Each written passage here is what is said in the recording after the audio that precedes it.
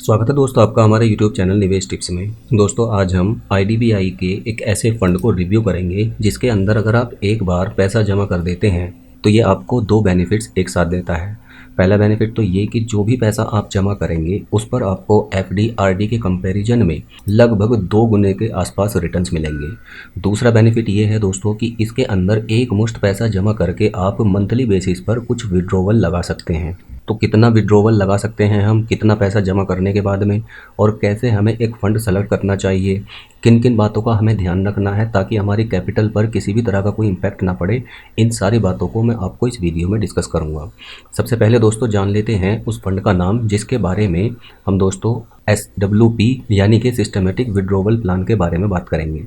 IDBI एक AMC भी है बैंक के अलावा, और IDBI के दोस्तों बेहतरीन म्यूचुअल फंड्स हैं। उसी में से एक म्यूचुअल फंड है IDBI India top 100 equity fund.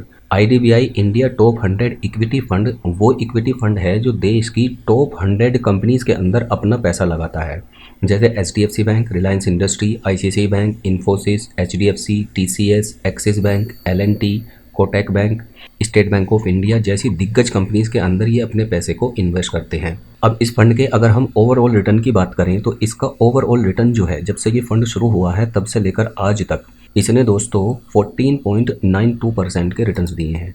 वहीं पिछले 5 साल के इस फंड के रिटर्न 15.24% के हैं। पिछले 3 साल के इसके रिटर्न 22.05% के हैं। पिछले 1 साल में इस फंड ने 22.94% के रिटर्न्स दिए हैं, और पिछले 6 महीने में भी दोस्तों इसने 8.22% के रिटर्न्स प्रोवाइड कराए हैं। अब दोस्तों हमने इसी फंड को क्यों चुना है, इसके 2 मेजर कारण हैं। पहला कि ये फंड काफ़ी पुराना है।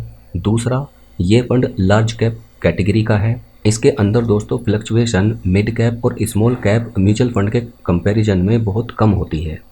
अब दोस्तों ओवरऑल इसका जो रिटर्न है वो 15% के आसपास भी है। तो 3 इंपॉर्टेंट बातें आपको ध्यान रखनी है। पहला, म्यूचुअल फंड अगर आप SWP लगा रहे हैं किसी भी म्यूचुअल फंड के अंदर यानी सिस्टमेटिक विड्रॉवल प्लान लगा रहे हैं मंथली बेसिस पर इनकम के लिए, तो एक तो उस फंड के रिटर्न्स जो हैं वो 15% या उससे ज़्यादा के होने चाहिए। दूसरा, वो फंड थोड़ा पुराना होना चाहिए, 5 से 10 साल या 15 साल पुराना।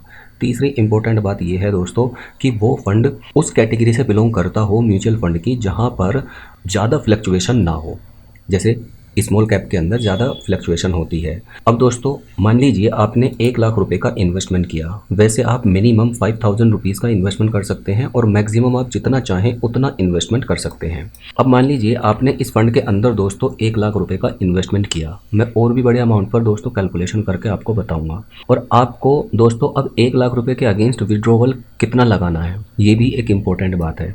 जितना आपने पैसा जमा किया है उस पैसे का आपको सिर्फ और सिर्फ 0.8 या 0.9% ही दोस्तों विड्रॉवल लगाना है। यानी आपको मैक्सिमम आप 800 रुपये 1 लाख रुपए के अगेंस्ट मंथली बेसिस पर इनकम के लिए लगा सकते हैं।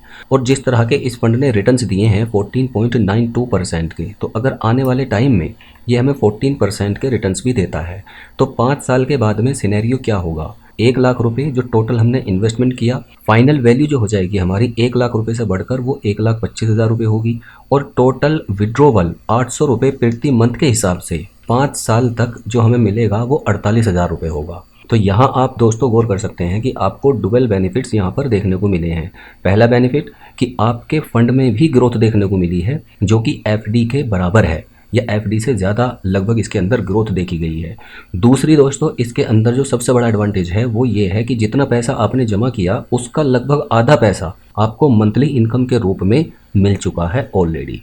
अब इसी प्रोसेस को आप अगर चाहें तो 1 साल के लिए भी चला सकते हैं। अभी जैसे मैंने 5 साल के लिए आपको बताया है, इसी प्रोसेस को आप अगर चाहें तो 10 साल के लिए भी चला सकते हैं। 10 साल के बाद में क्या कंडीशन होगी, 1 लाख रुपए का टोटल हमारा इन्वेस्टमेंट वन टाइम इन्वेस्टमेंट था, और 96,000 रुपये दोस्तों हमें मंथली इनकम के रूप में हम रिसीव कर चुके होंगे अगले 10 सालों में, और हमारे फंड की वैल्यू भी 1,73,000 रुपये हो चुकी होगी। अब इस 1,73,000 रुपये में से सिर्फ और सिर्फ टैक्स का डिडक्शन होगा। ये 96,000 रुपये का अमाउंट बिल्कुल सेपरेट है, और 1,73,000 रुपये में से जो टैक्स का डिडक्शन होने के बाद में जो पैसा बचेगा वो आपको वापस मिल जाएगा। आप अगर चाहें इस पूरे प्रोसेस को 1 साल के लिए चला सकते हैं, 2 साल के लिए, 5 साल के लिए, 15 साल के लिए, 20 साल के लिए।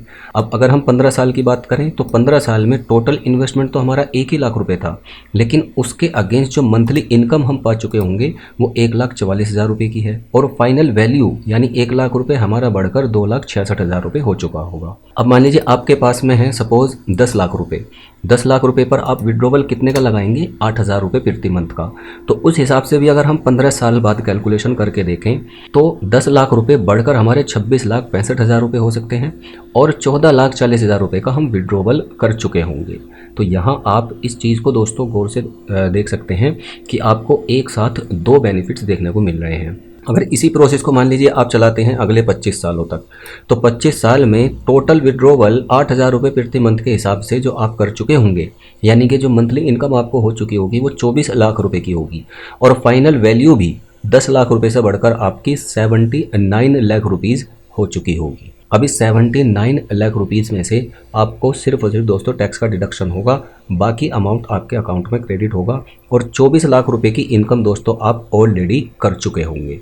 अब दोस्तों इस फंड के अंदर हमें किस तरह से इन्वेस्टमेंट करना है, आप अगर चाहें तो जो IDBI है इसकी ऑफिशियल वेबसाइट से भी आप इसका इन्वेस्टमेंट कर सकते हैं, जो म्यूचुअल फंड की ऑफिशियल वेबसाइट है। आप बैंक के थ्रू भी कर सकते हैं, अगर बैंक कर्मचारी म्यूचुअल फंड के बारे में जानते हैं तो डेफिनेटली वो आपको इस फंड के अंदर इन्वेस्टमेंट करने में हेल्प करेंगे। अदरवाइज़ आप ऑफिशियल वेबसाइट पर जाकर सारी जानकारी दोस्तों ले सकते हैं, आप मोबाइल पर बात कर सकते हैं, और उसके बाद में आप पूरी कंफर्मेशन लेने के बाद में इन्वेस्टमेंट कर सकते हैं। या आपको इसी फंड के अंदर अगर मान लीजिए SIP शुरू करनी है मंथली बेसिस पर, और या आपको लमसम इन्वेस्टमेंट करके छोड़ना है, तो उस केस के में आप ग्रो या ज़ीरोधा के थ्रू भी इसके अंदर इन्वेस्टमेंट कर सकते हैं। ग्रो और ज़ीरोधा दोनों ही दोस्तों इंडिया के नंबर 1 डिस्काउंट ब्रोकर्स में से हैं, और किसी भी तरह का कोई भी ब्रोकरेज चार्ज ग्रो या ज़ीरोधा नहीं लेता है। ज़ीरोधा के अंदर आपको दोस्तों 250 रुपीज़ प्लस GST चार्जेस लगते हैं, और ये भी 1 टाइम होता है अकाउंट ओपनिंग फ़ीस। उसके बाद में आप अगर चाहें तो इनमें दोनों के अंदर अगर आपको शेयर मार्केट में इन्वेस्टमेंट करना है तो आप वो भी कर सकते हैं।